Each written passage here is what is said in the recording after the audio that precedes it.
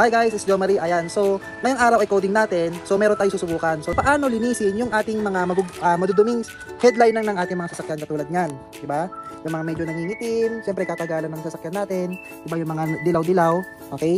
So yan yung itsura ng headliner ng ating sasakyan. So itong sasakyan natin ay Avanza 2017. So first time ito malilinisan, di ba? So dahil coding natin, sinamantala na rin natin na linisin yung kanyang mga seat cover. So tinanggal ko na para ma-washing. So yun, nakasalang na.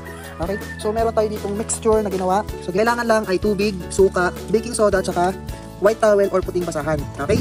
So kung gaano karami yung suka, ganoon din karami yung tubig, 1:1. So for example, 2 liters yung suka na gagamitin mo, 2 liters din yung tubig. Okay? And then isang box ng baking soda. So paghalo-haluin mo lang siya, and then after bumula, okay, kasi bubula siya, reaction, chemical reaction niya, after bumula, then saka mo na siya pwedeng gamitin. Okay, so ikukusot mo lang at pipigaan mo lang doon yung white towel na gagamitin mo.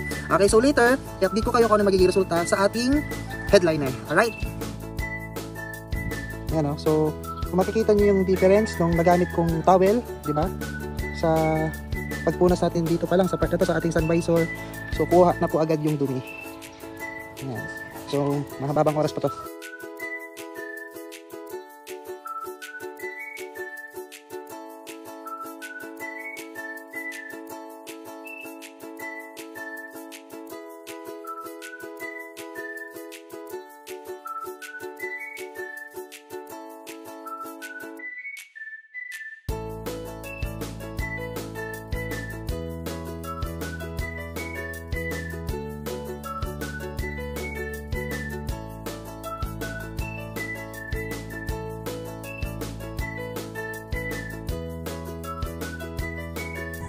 Ayan, tapos ko na punasan yung headliner natin na basahan na kinusutan at pinigaan natin sa mixture na ginawa natin. Mixture ng suka, baking soda at tubig. Ayan, so malinis na siya. Natanggal yung mga langis, natanggal yung mga dilaw-dilaw. Pumantay na yung kulay. Ayan, so effective siya guys. Approve. Subukan nyo rin.